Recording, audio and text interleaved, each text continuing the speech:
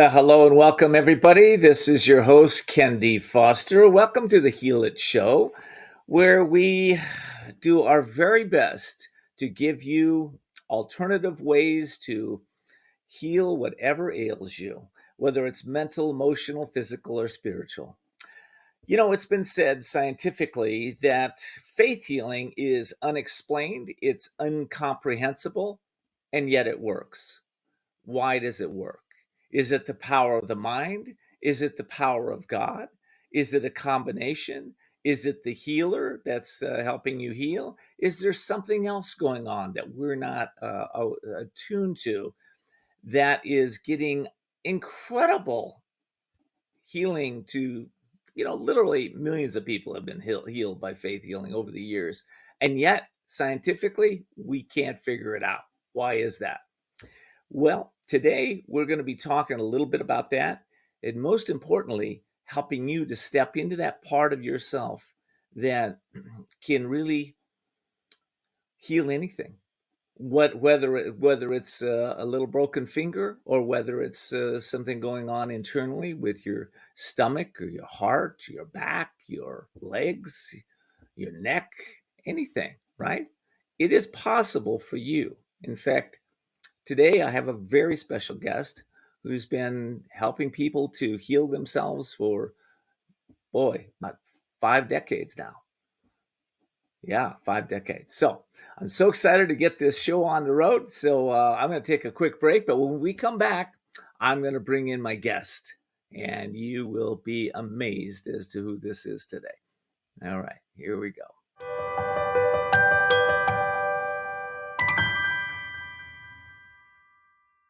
Whether because of discomfort, lack of mobility, your lifestyle, or occupation, you sit inactively way too many hours a day. Introducing Ellipse, the premium quality automatic seated exerciser that strengthens legs, increases mobility, and boosts circulation without physical strain or impact. It is so quiet that none of my coworkers even know I'm using it. Strengthen and tone your legs, increase your mobility, flexibility, and balance. Plus, stimulate healthy circulation. My joints feel better, my knees feel better, my back feels better. It makes me feel stronger too. Perfect for home therapy. Whisper quiet to use while you work. My circulation is moving, I'm burning calories, and it makes me feel energetic. Call now and order Ellipse, the seated exerciser that strengthens legs, increases mobility, and boosts circulation. Call and get upgraded to the Deluxe Bundle. Get the faster motor or 5 miles of steps per hour, the step counter, the sport mat, and wireless remote. Call now.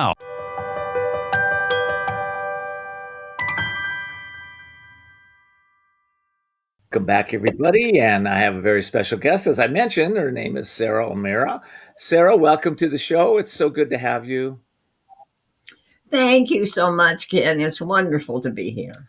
Well, you and I, this is kind of a new friendship for us, but I feel like an old soul friendship also, because I felt very connected to you when I first met you.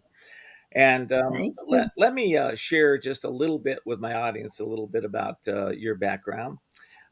Sara's life was profoundly changed as a young woman when she was diagnosed with terminal cancer and given 3 weeks to live. So she sat in her hospital bed and she thought, I'm not ready to die. And apparently God was listening. While still in the hospital, Sara was miraculously led to by God to attend a world-renowned evangelist, Catherine Coleman's service at the Shrine Auditorium in Los Angeles, where she was completely healed and given the gift of healing herself. So Sara is also the co-founder, chairman, and CEO of Childhelp, which includes the oversight of the 60-year-old organization, which exists to meet the physical, emotional, educational, and spiritual needs of abused, neglected, and at-risk children. She also has a new book out, and we're going to be talking about that. It's Healed, Your Miracle Awaits, which is launched last September. Yeah, so just the number one bestseller on Amazon today, and has been since launching. So it's great to have you, Sara. Thank you, Ken. It's great to be here. Sarah, let's. I kind of like to just take a little dive into your early years. Leading up to this, the cancer, the miraculous healing, meeting Catherine Coleman. What was going on there? Well, Yvonne Feddersen and I, founded an organization called International Orphans Incorporated. It was a happenstance. We were actresses and we were in Korea and Okinawa and Japan doing a show for the servicemen. And at that time, a typhoon came and we walked out to see the devastation that occurred from the typhoon. And in so doing, found 11 children huddled together to fend off the cold. They had no shoes on, no coats. And we rushed up to them to ask them where their mama sons were. And they said, no mama sons, no papa sons. So after a lot of investigation with these children, which we took back to our hotel, we found out they were half American, half Japanese children known as throwaways. And because no one would take them, the orphanages would not take them. They said, they're not ours, Japan, and America said they're not ours. So we ended up starting a little orphanage, and that little orphanage grew to hundreds of children.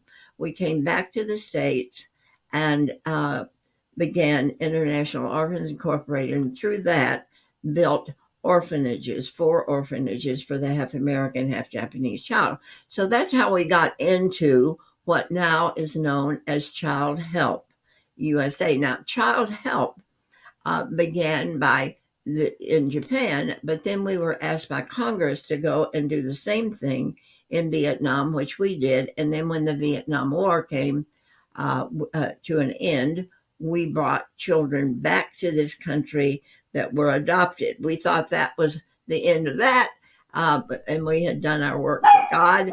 And then we found out that Nancy Reagan and our president asked that we go into doing more for children right here, that child abuse was absolutely rampant in this country and nobody was doing anything about it. Laws had to be changed, etc. So we did do that. Actually, the Reagans were the ones that gave us the first check to do a feasibility study and supported us from the henceforth. We now have helped over 12 million children. So child abuse, happens every 15 seconds in the United States. Every 15 seconds, a child is reported abused. So it is an epidemic. It has not gotten any better. If anything, it's gotten worse. And we're as good as our next generation to help these children because they're our citizens of tomorrow. And we need to turn that around. And that's what we've been working on, Ken. Well, that turning around piece is critical. I think not only to the children, but the children are our future, but for all of us. I think the country has lost their way. A lot of folks don't know the meaning of life. They don't know really the purpose of life. They've they watch a lot on TV and think that that's reality, and yet we have a country that, like you said, child abuse in this country is maybe at an all-time high. And we thought, it would be getting better and better as technologies helped increase, comfort and what we're doing. But for some reason, it hasn't. Why do you believe that it hasn't, Sarah? Because I think we have such moral decay in our country, especially right now. I do think people are waking up because they have to. They know that there's no other answer but God, because He's the only one that can win this battle. I do think that the people that abuse children are very ignorant in many different ways, how to handle children, how to handle their own emotions, and also just plain rightful people that want to do good, people that want to care and love for their children. We've lost so much of that in our country. And there's only one reason, Ken. It's because people have gotten away from God. One person took prayer out of our schools. One. If one person can do that for the nation, one person can fight for good and fight for our children and fight for God to come back in our country. And we have to stand up. We have to be a part of God's army to do right and bring back. Look what happened to Rome. Same thing's happening to us. And why? Because of our moral decay. And moral decay happens because God has taken out of everything. We have to get God back into our country. I just read this morning in the news that our governor in Arizona will not allow the Ten Commandments to be put up in the government buildings. We have known that. They have taken them out. But I think other people are trying to put them back in. They're trying to get God back into our country. But we have to keep trying. We cannot give up. We have to stand up for good and for right and for God. Well, you know what I love about the Ten Commandments is that as a student of many religions, right? I've studied a lot of, the seven major religions all have versions of the Ten Commandments.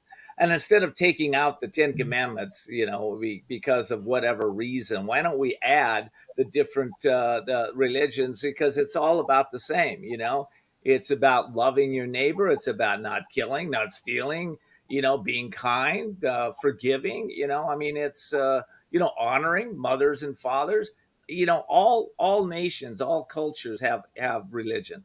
And in those religions, they're, at the core of religion is God.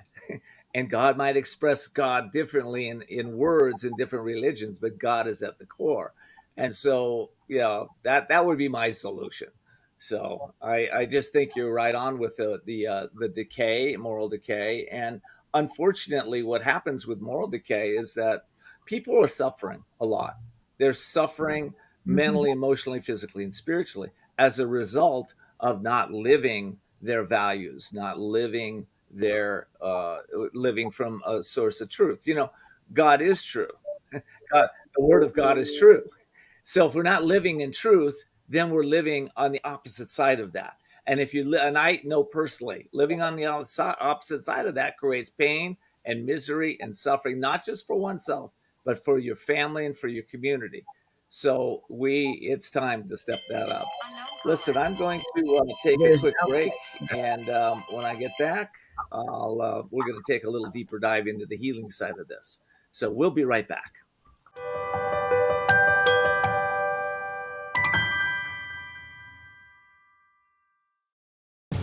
Imagine this is your money and someone wants to take it from you. Who is it? The IRS. Guess what? They want your money and they can take it, all of it if they want. Remember, they sent you that letter right over here that said, hey, you owe us a bunch of cash and we're going to take it from you right now. So what do? You fight back by letting our team of experts work it out with the IRS so you can keep your money. And hey, we're good at what we do. When you hire us, you get a team of guys on your side that know the IRS laws, and we'll fight really hard to save your money. So, if you owe the IRS a ton of cash and you want to keep it, call right now and learn for free how we can help you put it back in your pocket. 5 minutes of your time right now can save you thousands of dollars. And the best part, it's a free call, so please call right now.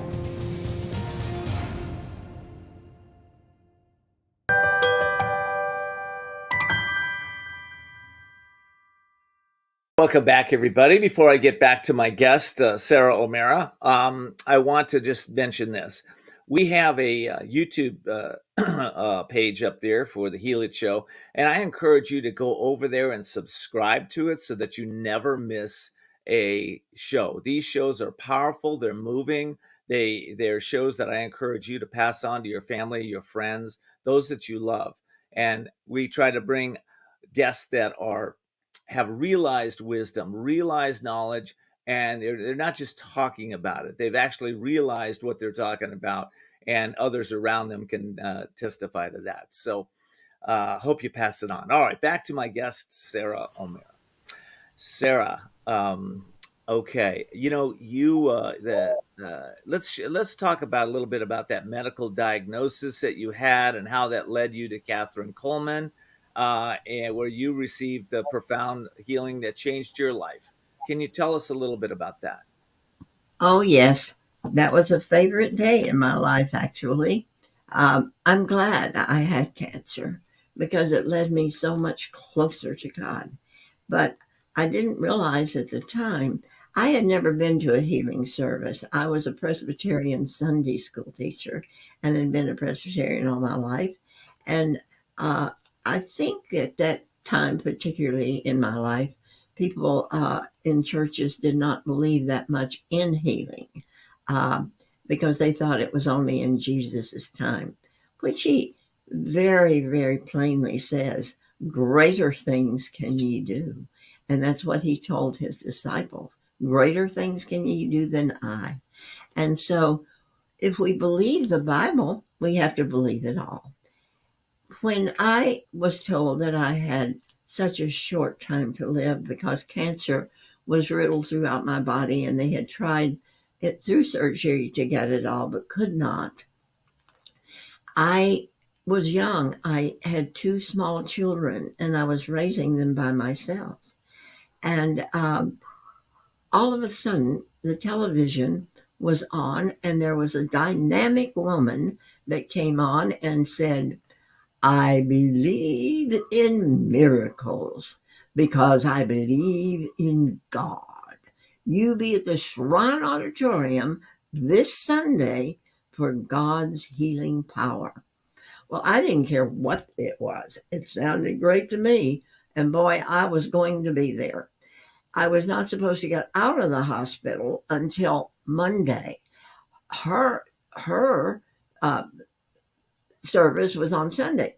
So I begged the doctor to get out, told him I had a lot of people to administer to my needs, and that promised I would not move because he said if I moved, I could bleed to death because at that time they had clamps, not stitches. And if you moved a lot, you could start bleeding from the incision. Although I promised not to move, I kept my fingers crossed under the sheets, and I knew I had to be there. I called ahead to ask if people that were really ill, terminally ill, had a specific place they could go in to sit. And they told me the special door for that. And I was there exactly at the time that they told me to be. A friend of mine had dropped me off at the curb to park the car and come back to join me. But when I banged on the door to get in, since it was closed, they said, we're so sorry, but it's full. We can't take one more person in because of the fire laws. And so I was extremely disappointed. I had been filled with hope. And as I was walking back to tell my friend to go back and get the car, someone recognized me that knew me from Childhelp and said, what in the world are you doing here, Sara? And I said, well, I don't feel well and I'd hope to get in, but it's filled. And she said, I came out to get a sweater for my car because it's cool inside. And my husband and I are seated and we're going to give you our seats today. So my friend and I walked up hundreds of steps. If you've been to the Shrine Auditorium in Los Angeles, I'm telling you, they do not have an elevator, or did not at that time, and you had to walk up so many steps. And as I was walking, I realized I was stepping in my own blood. And I was getting very weak. Their seats were on the top balcony. And so as I walked up, I realized I was bleeding more and more. And as I plopped down, fortunately, on the end seat of the aisle, immediately almost, my body lifted up, I felt, on top of the ceiling. I was floating, and I realized it was like in a pink cloud. And I knew she was speaking, but I did not administer the words to my mind. I just knew she was talking. But I thought I'm either dying or I'm hallucinating.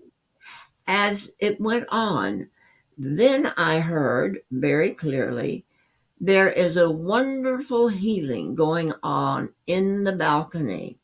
And this is a girl that had cancer riddled throughout her body, and God is healing her completely. At that time, I came down to my seat, and as I did, the Holy Spirit was all over me, shaking me so much that it really knocked down the entire row where I was sitting. Catherine then stopped her service and came back and said, this girl will know it because it's like 1,000 needles going through her body at this time. And God has saved you for a very special purpose.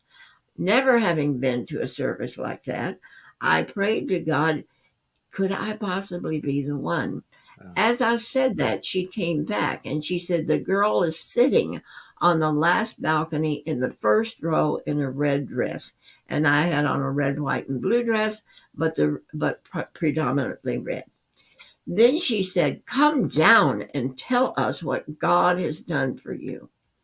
So the ushers came over and saw all the commotion and said, aren't you the one being healed? And I said, well, I think so. Duh. And so they said, come on down. And I thought, oh, I don't know if I want to do that.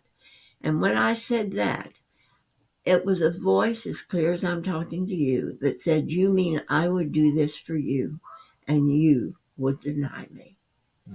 And boy, I popped up. And it was like hot oil going all over my body. It wasn't, but that's what it felt like. Yeah. And as I walked down the steps, I realized the bleeding had stopped and my entire energy had come back. So I glided down the steps, but I was in the back of the auditorium at the end of the aisle. And then people were being healed and they couldn't wait to get up to Catherine. And I said to God, you see, I'm here. I'm here willing to do it, but I'll never get up there. All these people want to get up there. At that point, Catherine came over to the end of the aisle. She pointed way, way back at me and she said, let that girl through that is in that red dress. The glory of God is all over her. If you've ever heard Catherine, she was very dramatic. And that's the way she spoke because that's just who she was. And I did go up and I did give my testimony exactly as God had healed me. And then Catherine had her usher ask me for my phone number and she said she wanted to call me. She asked me to be on her show, her national television show. And at that point, she asked me to work with her. And so I organized the Shrine Auditorium services when she would come to LA. I lived in LA at that time, not Arizona. And so she and I became quite close. And she asked me to go with her to the Holy Land, which I did. And I was healed on a February 20th. Catherine came back from the Holy Land visit, which was a phenomenal visit, and together. And several weeks later, she passed away on February 20th. She made such a difference in my life in bringing God closer. And also, I never knew about the healing gift. And when she told me I had it, I really thought she was talking about the healing of children because we had just built the very first village in the United States for abused children. So it did not really dawn on my consciousness. And after she died, Yvonne and I toured everywhere to try to find a healing service like Catherine. Now, I'm not saying they were not valid, but I didn't feel the same strength of the Holy Spirit. And out of the blue, Danny Thomas and Rosemary were friends of mine.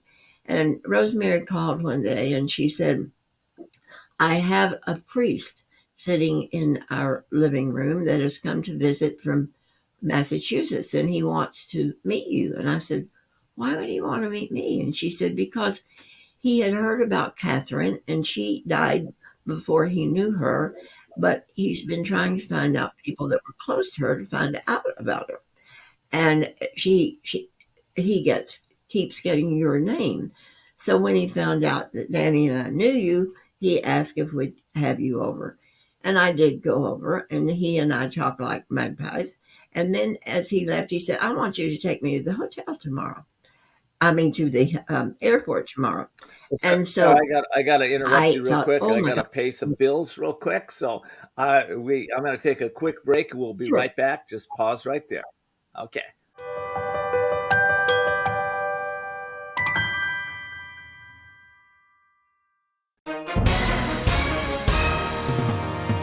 Hi, everyone watching at home. We're here to remind you that if you or someone you know were injured in an accident that was not your fault, listen up. We have live agents available right now to answer your questions and tell you how much your case is potentially worth. Hi, I'm Gina Bellich, here with spokesman and TV personality Tom Mustin with us in the Help Center. So Tom, phones are really busy over there. Tell us what kind of calls you're seeing. Well, Gina, first off, thank you for having me here in the call center with you. We always enjoy talking to the viewers and getting folks the compensation that they deserve. You know, we're seeing calls about all kinds of accidents, but the most common by far has been car accidents. So if you or someone you know were injured in an accident that was not your fault, give us a call right now. You'll speak with a live person. They'll answer any questions you have and tell you if you have a case and how much your case is potentially worth. Thanks, Tom. All right, folks at home, you heard it. Take advantage of this opportunity and call now.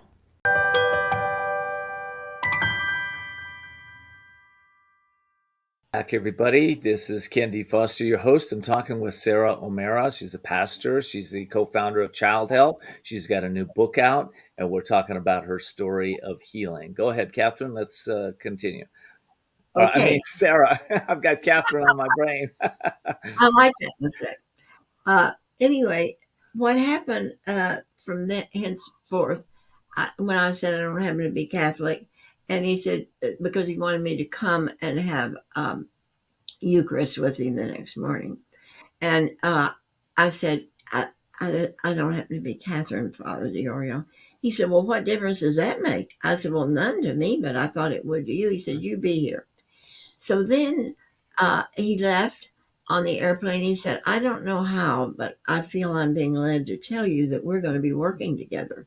And I thought, boy, that's a trick, because he lives in Massachusetts. I live in LA. I'm Protestant. He's Catholic. Well, it ended up that his bishop, when he got off the plane, told him he was going to be sent back to California to stay about 3 months to do healing services, because he was a tremendous vessel for healing. And he asked me to work with him like I did with Catherine at his services. I did, felt the same strength of the Holy Spirit, loved it, loved him. And then when he went back after the 3 months, he kept telling me, you know, you have that gift of healing. And I said, yes, isn't that wonderful? And then when I went to Massachusetts to do a service with him, he did something very different. It was like a workshop, and there were thousands of people there. And he told them that if they had come there and did not receive healing at the healing services, he would pray for them individually. And he said, Sara O'Meara is going to pray with you over on the other side of the podium. Well, I rushed up to him and I said, Father Diorio, don't do that to me. Nobody will want me. It's like dirt and ice cream. Don't you? And I was arguing with him, and he told the usher to take me over there. Well, I stood there and I prayed, God, please don't let anybody be in my line. Please don't I can't do anything. Oh, please. And then I got my wish. Nobody was in my line. He had a big, long snake line. And then it was so embarrassing. I was just standing up there, and I said, well, God, maybe one. Well, the one was in the very, very back. You could see him readily. He was like 6'5". He was bending over, obviously, with his family. There were 2 children and his wife there. And here they came. And I said, oh, God, please help something to happen. He came up to me and said, will you pray for me? And I said, what's wrong with you, sir? And he said, I have an inoperable cancerous tumor. It was as big as a lemon. I mean, it was huge. There's no way you could miss it. And so I put my hand on his chest to pray with him, and I couldn't think of a prayer. I was so scared. I said, dear God, pray, please, just heal this man. That's all I could think of. And it was enough because they started screaming. My eyes flew open, and I got to see the healing. If I'd said anything more, I maybe would have missed it. I saw it completely go down. Well, it shocked me more than it did anybody else. But because the end of the Father Diorio's line saw me and what had happened, they came over. I prayed for people an hour and a half that night, and about, I don't know, maybe 75% of them were healed. I was really shocked God was using me in that way. Father Diorio sent the ushers to get me backstage, and he said, now, do you believe me? And I said, yes, I do. He said, well, what are you going to do about it? And I said, well, I'm going to pray for anybody that ever asks me. He said, that's a good start. But when I came home, my answering service, it was a tape back then, was filled with people that had heard what happened that was or in the California area. And I then began to pray. I prayed for a whole group of nuns over the phone, and they claimed they were healed of arthritis. And then every 30 minutes at night, I would pray for people at my house because I was doing Childhelp work during the day. And that began to be a lot because I couldn't get people in. And a man was healed from Michigan that was happened to be a developer, and he said, "You can't keep doing this in your living room, and I'm going to build you a chapel." He did, and from that henceforth, it had been healed. I mean, it had been filled. So then we were led by God to move to Arizona, and I was told build a chapel, and I said, I don't know anybody here. I should wait until I get to know people. And I was told, no, build a chapel. I did, and it has been filled ever since. So I do healing services once a month, except in the summer. And indeed, God is using me as a conduit. I have no healing power, and it's very important that people know that. It is God's power. It's the Holy Spirit that's healing, not Sara O'Meara. I'm merely a vessel that he chose to use in this way. But it's very exciting. I have a question for you. What is the difference between someone that gets a healing and someone that doesn't? I want to tell you, sir, that's the biggest question of everybody, and it's my biggest question. I do not know who God is going to heal. I pray and have faith for that healing to take place because trust and faith becomes a magnet for healing.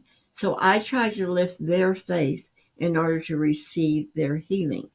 But I know a lot of people with tremendous faith that are not healed. And I also have known people that if I were humanly to judge, I would not think that they were necessarily close to God the way they live their life, and they are healed. So the determination of who is going to be healed and who isn't is strictly up to God. And I am not God, so I do not know why some people are healed and some are not. So God is the doer. As a result of Father Diorio and Catherine Coleman helping you to see the gift that God gave you to heal, What's happened over the last 50 years for you? All these people getting healed. How is that happening? Well, if there's an answer, it all is up to God. But the reason people come for healings, of course, is so that they can live. Many people with stage 4 cancer come all the time. And all the time, their cancer's always healed in every service I have, all kinds. I had a man recently that shocked me. He was born with a leg shorter than the other, and the leg, I called out backs for healing, and he stood up as one of those that was receiving a back healing. And I found out that I had said there is somebody here that's receiving a back healing that also has a hip connected with it. Well, because of his short leg, his back was out of whack, and his hip had to go into place. But his leg grew out. And he was there at this last service too. And he said, I'm having a difficult time walking with complete balance, and my leg is the same because I'm not used to it. All my life, I have walked like this. And he said, my back is fine, my hip is fine, my legs are. But he said, it's strange to me because this man is 70 years old and he had always walked that way. So prior to coming to the little chapel the second time, I had taken a very serious fall. I was walking very briskly and I tripped, and my back, as I turned, my back went into the leg of a table. And I'm not sure if I bruised my ribs or they were cracked, but it was painful and it kept getting more and more painful. So about 2 weeks into that pain, I attended a little chapel, and I believe, Sarah, you called out people with back issues, and I stood up. I have to tell you, as I stood up, the pain disappeared. Maybe by the time I got to my feet, it was gone. And then I heard this little voice that said, "Don't doubt." And I sat back down, and of course I wanted to check if the pain was there, but I decided not to. And then I went to lunch afterwards, and there was no pain. And a few days later, I reflected on it, and I thought to myself, wow, that did heal in the instant. And my body could have healed it maybe in a couple of weeks. I don't know. Maybe it would have been chronic, but I do know this. It was healed in the instant that day. And God wanted you to know that he's there. What I was going to say originally is the healing of the body is wonderful, but what it does for the healing of the soul is the main thing. I really think that God heals us so we will know how much he loves us unconditionally. And many people come to the little chapel not in need of the healing of their body, but a healing of their soul. They want to get closer to God. There are all kinds of healings. I mean, there's heartbroken people that come that are healed. We have wonderful testimonies about people that have had depression, are planning on suicide. And so it's not all just healing of a body part, but the end result of every healing is what it does for the soul. And that's what makes me the happiest, because I see people change like I would never believe they would change when they see God in. Well, I have to take a break. So when we get back, we'll get more insights from Sarah. But I do want to let you know that you can find her at the Little Chapel. And you can also find her book, her new book, Healed, Your Miracle Awaits, on Amazon. We'll be right back.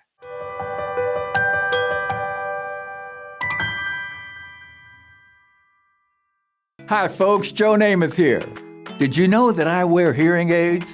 I love my hearing aids, and I am here to help you get a deal on the same brand I wear. Don't waste thousands on expensive hearing aids when you can get MD Hearing's revolutionary Neo hearing aids for just $297 a pair. The Neo is a true hearing aid, not an amplifier. With rechargeable technology many customers say is superior to more expensive models. And you can get 2 Neo hearing aids with a 45-day risk-free trial, free shipping, and free lifetime US-based support for only $297. The Neo is nearly invisible with its tiny in-the-ear canal design. Call my friends at MD Hearing and get the over-the-counter hearing aids that I use for you. Call now and get not 1 but 2 Neo hearing aids for just $297. 800-789-7885. Again, that's 800-789-7885.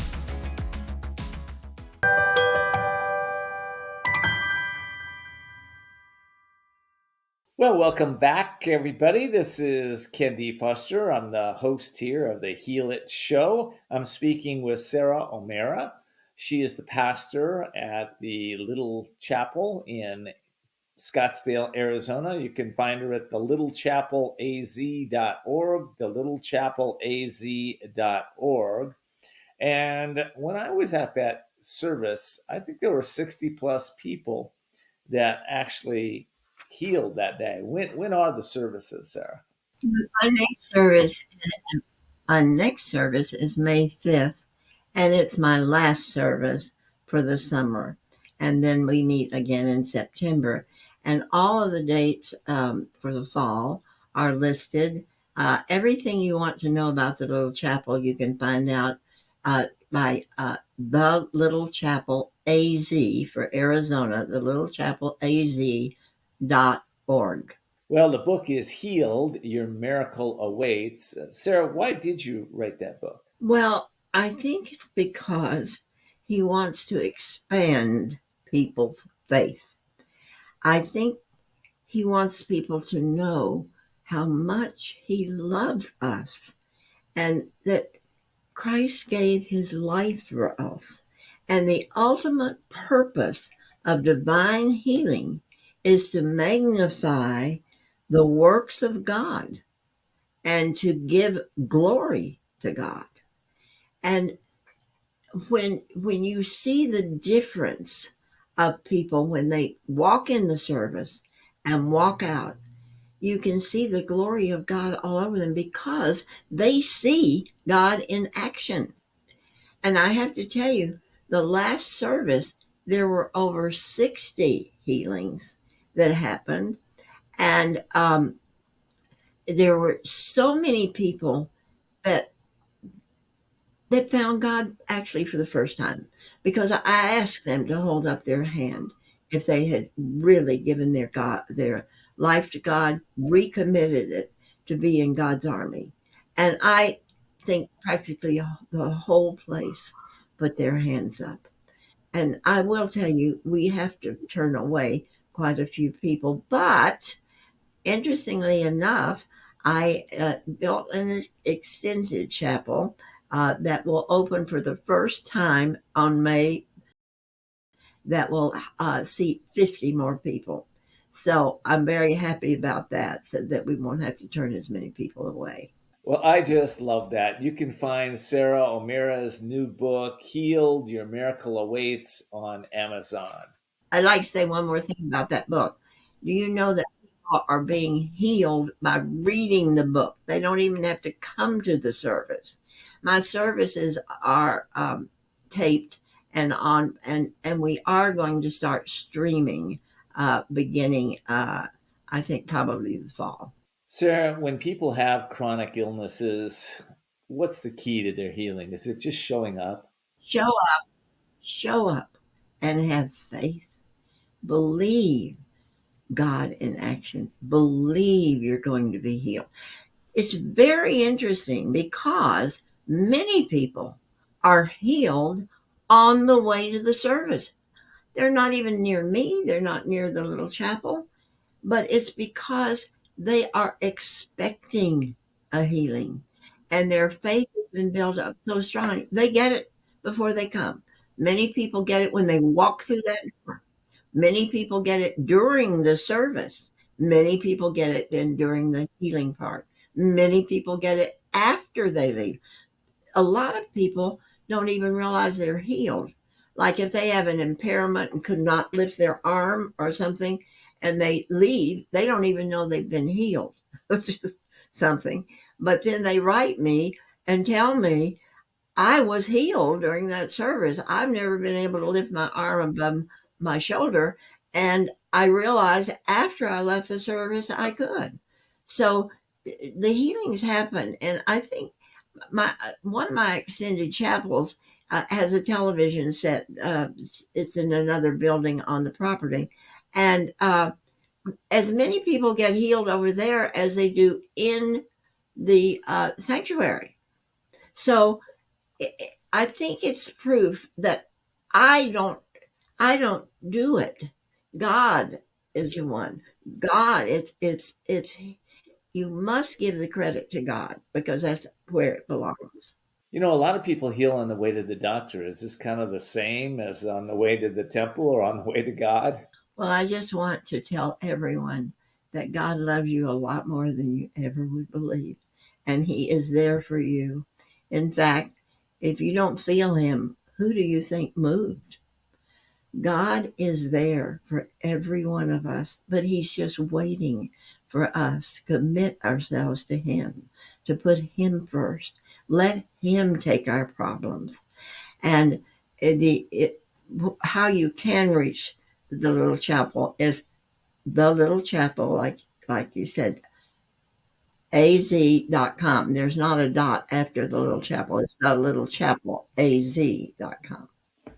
Well, we're just about out of time here. I want to remind you to connect with Sara at childhelp.org, or you can go to the littlechapelaz.org, or you can get the new book, Healed, Your Miracle Awaits, on Amazon. Hope you'll check them out. Thank you, Ken, so much, and God bless you. I want to thank all of you for joining us, and I hope you'll pass this show on to those that are in your life that could use some upliftment.